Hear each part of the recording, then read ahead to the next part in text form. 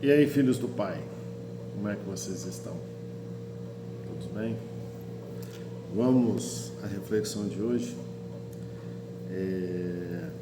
Chegamos à carta do apóstolo Paulo à igreja em Filipe.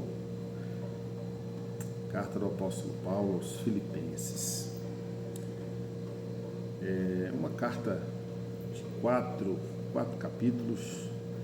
Então a gente vai fazer um apanhado geral e, muito embora seja uma carta pequena em relação a outros textos do apóstolo Paulo,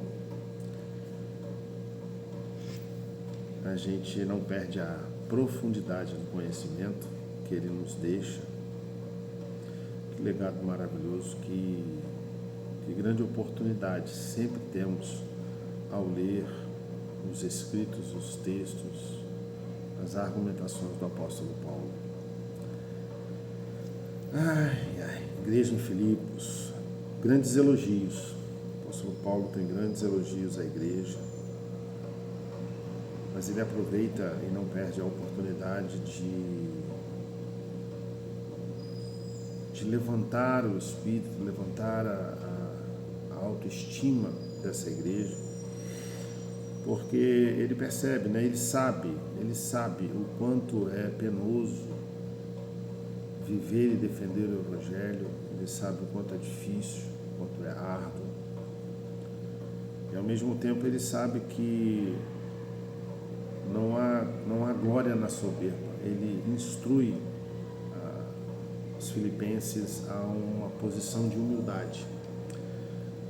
Ele traz muitos elogios, mas ao mesmo tempo eu entendo que ele deixa muito claro: os elogios não são para que vocês vivam se vangloriando, pelo contrário, entendam a posicionamento de humildade.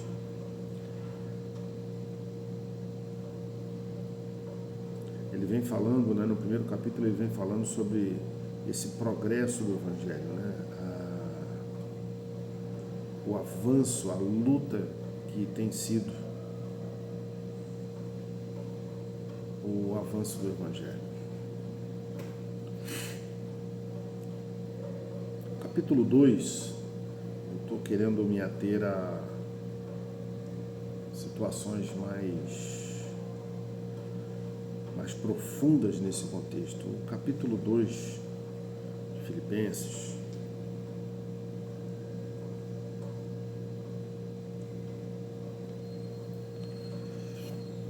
ele vem falando ele chama a atenção sobre a necessidade de um amor fraternal.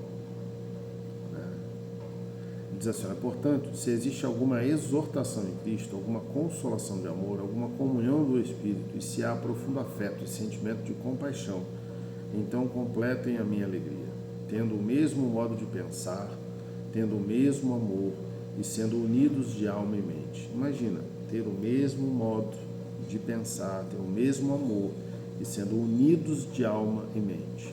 Não façam nada por interesse pessoal ou vaidade, mas por humildade, cada um considerando os outros superiores a si mesmo, não tendo em vista somente os seus próprios interesses, mas também os dos outros. Tenham entre vocês o mesmo modo de pensar que Cristo Jesus, que mesmo existindo na forma de Deus, não considerou ser igual a Deus, algo que deveria ser retido a qualquer custo. Pelo contrário, ele se esvaziou, assumindo a forma de servo, tornando-se semelhante aos seres humanos.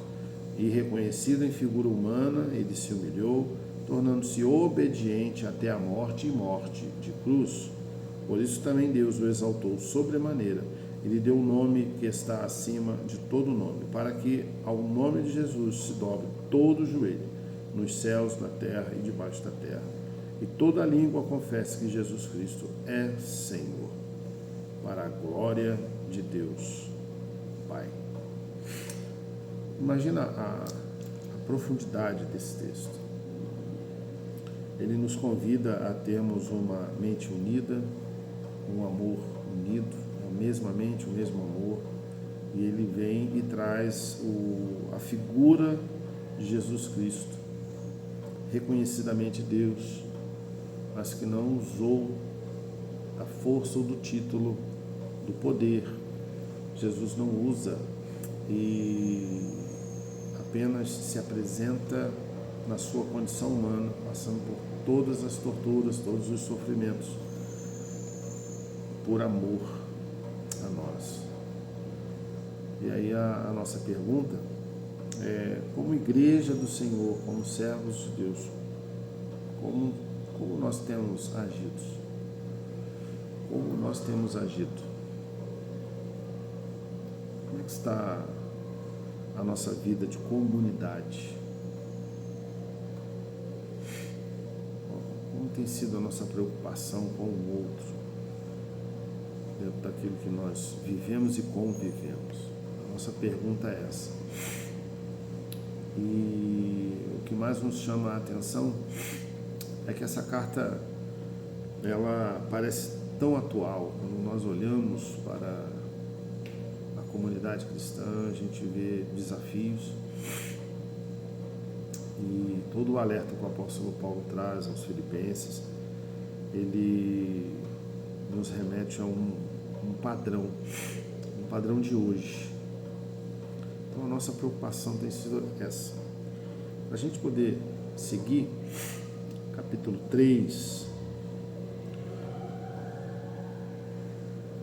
ele diz assim, olha, já no finalzinho do capítulo 3, ele diz assim: irmãos, sejam meus imitadores e observem os que vivem segundo o exemplo que temos dado a vocês. Pois muitos andam entre nós, dos quais repetidas vezes eu lhes dizia, e agora digo, até chorando, que são inimigos da cruz de Cristo.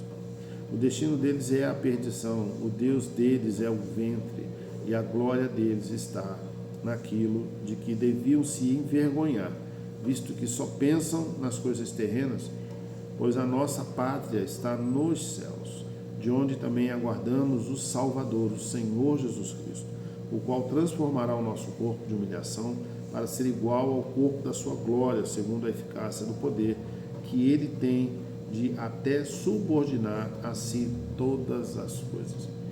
Entendam, meus queridos, entendam a força desses versículos. Eles falam sobre os inimigos da cruz de Cristo. Ele está falando basicamente das pessoas que vivem com a pretensão daquilo que tem aqui na terra, que tem aqui nesse mundo, que tem aqui agora. Há um desejo, eu vou dizer que há uma idolatria às coisas do aqui e do agora, ao poder, ou falso poder, que as pessoas carregam por aquilo que elas fazem, e dentro da igreja, dentro da estrutura da igreja, se aproveitam dessa estrutura. O apóstolo Paulo chama esse de inimigos da cruz de Cristo. Pessoas que não entendem nem o processo de que viver o cristianismo carrega, sim, uma certa tristeza, um certo pesar. E essa tristeza é justamente o que o apóstolo Paulo chama, é justamente a tristeza de ver irmãos ou pessoas que deveriam caminhar juntos no mesmo pensamento, no mesmo sentimento, mas essas pessoas estão preocupadas através da própria vaidade, de uma forma egoísta. Elas vivem pensando nos seus próprios benefícios. Isso não é cristianismo. Ele alerta para isso. Por fim, no último capítulo,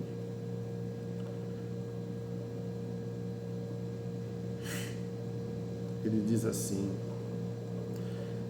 olha só, meio que um resumo, ele diz assim, olha, finalmente, irmãos, tudo que é verdadeiro, tudo que é respeitável, tudo que é justo, tudo que é puro, tudo que é amável, tudo que é de boa fama, se alguma virtude há e se algum louvor existe, seja isso o que ocupe o pensamento de vocês, o que também aprenderam e receberam e ouviram de mim, e o que viram em mim, isso ponham em prática. E o Deus da paz estará com vocês. E a nossa oração, filhos do Pai, é que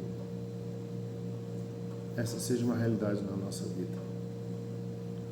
Que a nossa mente, nosso coração estejam envolvidos por aquilo que nós aprendemos quando lemos as cartas do apóstolo Paulo. Essa igreja conviveu, conheceu o apóstolo Paulo, entendeu o coração, a mente, o espírito, a força de vontade do apóstolo Paulo, pessoalmente. Hoje, o que nós temos são os testemunhos, nós temos os registros que podem nos dar a direção daquele que imitava Cristo, que nós possamos imitá-lo também. E será que as pessoas podem nos imitar? Será que somos tão bons imitadores de Cristo que as pessoas possam nos imitar? Fica a reflexão. Que Deus abençoe vocês, em nome de Jesus. Papai ama vocês. Mandei notícia, o pai está com saudade.